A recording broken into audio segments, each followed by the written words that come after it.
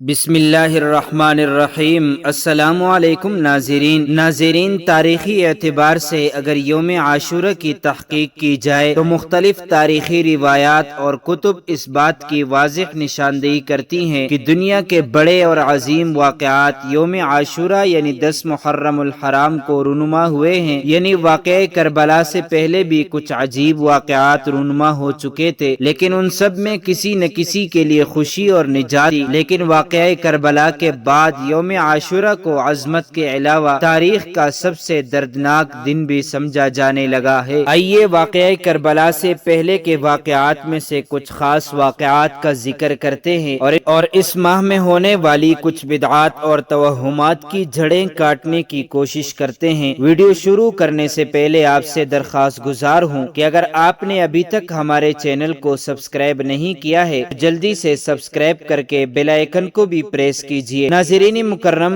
واقعہ کربلا سے پہلے کے کچھ خاص واقعات یہ ہیں۔ نمبر 1، اللہ پاک نے 10 محرم کو ہی آسمان و زمین، قلم اور حضرت آدم کو پیدا فرمایا۔ نمبر 2، جب حضرت آدم اور اماں حوا نے جنت سے گندم کا دانہ کھایا تو اللہ نے حضرت آدم اور اماں حوا کو جنت سے نکال دیا۔ اس کے بعد حضرت آدم کئی سالوں تک اللہ سے رو رو کر دعائیں کرتے رہے، لیکن اللہ نے حضرت آدم کی توبہ 10 محرم کو قبول فرمائی۔ نمبر 3، اسی دن اللہ پاک نے حضرت ادریس علیہ السلام کو آسمانوں کی طرف اٹھا لیا تھا۔ نمبر 4، حضرت نوح علیہ السلام کے دور میں جب سیلاب آیا، حضرت نوح کی کشتی سیلاب میں ادھر ادھر تیرتی رہی، وہ سیلاب کی زد میں آئی تو اللہ نے حضرت نوح علیہ السلام کی کشتی کو بھی اسی دن محفوظ فرمایا۔ نمبر 5، 10 محرم کو ہی اللہ نے حضرت ابراہیم علیہ السلام کو اپنے خلیل کا لقب دیا۔ جب حضرت ابراہیم کو آگ میں ڈالا گیا تو اسی دن اللہ نے حضرت ابراہیم پر آگ کو ٹھنڈا کیا۔ نمبر 6، اللہ پاک نے حضرت ابراہیم علیہ السلام کو ایک ننھے اور پیارے لاڈلے حضرت اسماعیل علیہ السلام کو بھی اسی دن عطا فرمایا۔ نمبر 7، جب عزیز مصر کی بیوی نے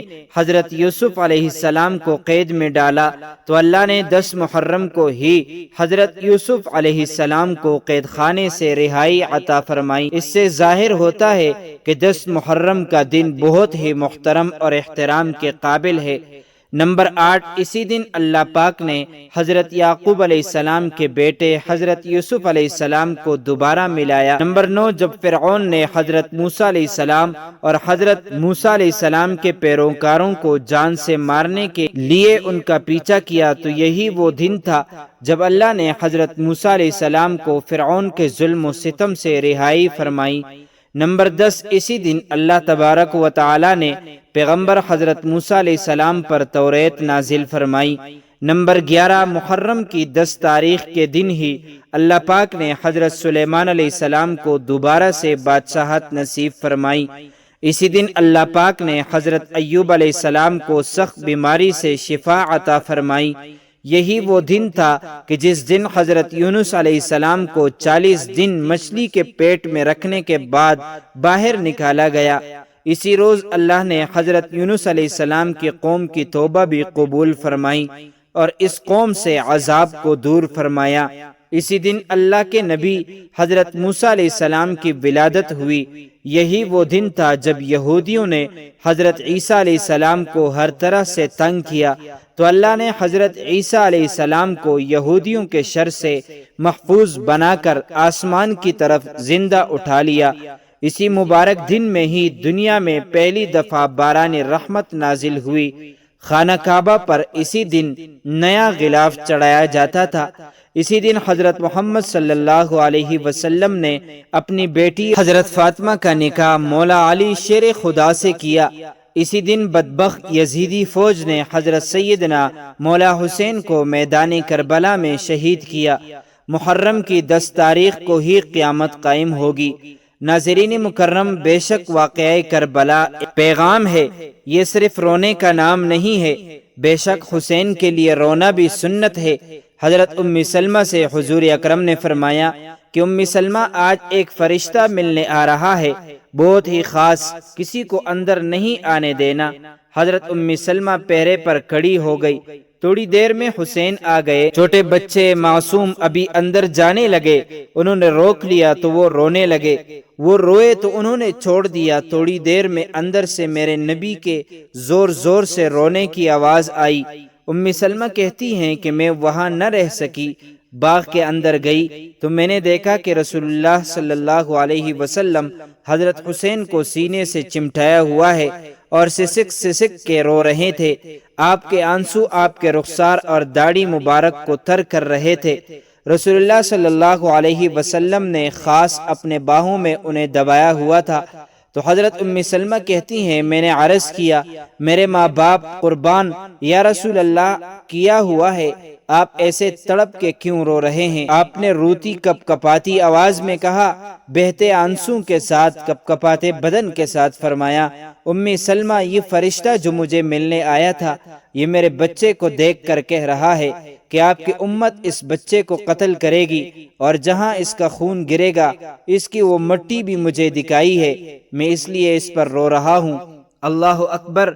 अभी तो शहादत हुई भी न थी कि हमारे प्यारे आका सरवर कायनात सल्लल्लाहु अलैहि वसल्लम ने इतने आंसू बहा दिए। करबला का वाकया ऐसा है कि कोई ना भी चाहे तो फिर भी उसकी आंखें आंसू बहाने से नहीं रोक सकती।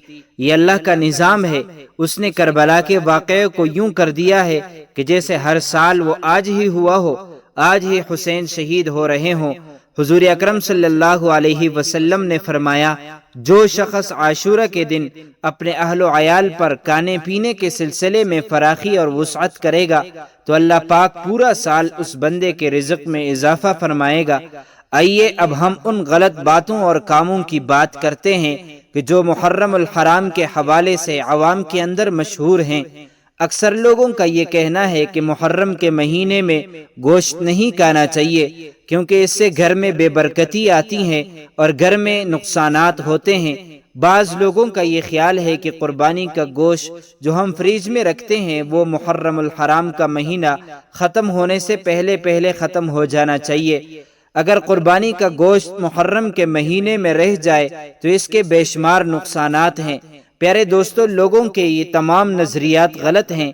इस्लाम के शुरू में जब कुर्बानी की जाती थी तो उस वक़्त यही हुक्म था कि 3 दिन के अंदर गोश्त को ख़त्म किया जाए, लेकिन बाद में इस हुक्म को मनसूख कर दिया गया। खुलासा ये है कि गोश्त फ्रिज में रखा रहे या घर में पड़ा रहे मुहर्रम में तो इससे कोई नुकसान नहीं होगा। न ही मुहर्रम में घर में गोश्त लाने से कोई बेहुरमती होती है। इस तरह बाज लोग ये कहते हैं कि मुहर्रम उल हराम के महीने में अगर हम बिस्तरी की जाए तो वो बहुत गलत है, इससे निकाह भी टूट सकता है। ये बात बिल्कुल गलत और बेबुनियाद है। बाज लोगों का कहना है कि निकाह नहीं टूटता, लेकिन मुहर्रम में हम बिस्तरी करना नाजायज अमल है।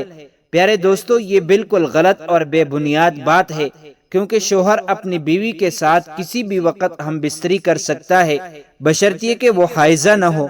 बाज लोग मुहर्रम के महीने में कब्रों की लिपाई करना जरूरी समझते हैं, लेकिन असल मसला ये है कि आपके किसी रिश्तेदार की कब्र अगर खस्ता हाल है तो उस पर मिट्टी वगैरह जरूर डालिए, उस कब्र को ठीक कीजिए। इसमें मुहर्रम का महीना होना लाजिमी नहीं। मुहर्रम के महीने में औरत अपने आप को तैयार करके बनसवार करके कब्रों में जाती है, ये बात तो बिल्कुल गलत है। हुजूर अकरम ने फरमाया कि ऐसी औरत पर अल्लाह की लानत है जो बेपर्दा होकर अपने घर से बाहर निकलती हैं या फिर कब्रिस्तान जाती हैं। हाँ, जो औरत बहुत बूढ़ी हो इसमें शरीयत कुछ गुंजाइश देती है, और जो औरत बूढ़ी हो जाती है उसके लिए पर्दा करने में भी इस्लाम में गुंजाइश है, लेकिन सरेआम वो भी बेपर्दा होकर नहीं घूम सकती। औरत को चाहिए कि घर बैठकर अपने मरने वाले अजीज व अकारिब के लिए ईसाली सवाब करे, जबकि मर्द हजरात कब्रिस्तान जाकर ईसाली सवाब कर सकते हैं। बिल्कुल मर्दों को हर जुम्मे के दिन कब्रिस्तान जाना चाहिए। इसके अलावा और भी बेशुमार गलत रसूमात हैं जिनसे बचना चाहिए। اللہ سے دعا ہے کہ وہ ہمیں نیک اعمال کرنے، غلط رسومات سے دور رہنے، حضور اکرم صلی اللہ علیہ وسلم اور ان کے اہل بیت سے سچا اور پکا عشق عطا فرمائے، آمین۔ معزز ناظرین، امید کرتا ہوں آپ کو یہ ویڈیو اچھی لگی ہوگی۔ مزید معلومات کے لیے ہمارے چینل کو سبسکرائب کیجیے۔ اگر زندگی کے لمحات مزید باقی رہے تو آپ کے لیے ایک اور بہترین ویڈیو لے کر حاضر ہوں گا۔ تب تک کے لیے اللہ حافظ۔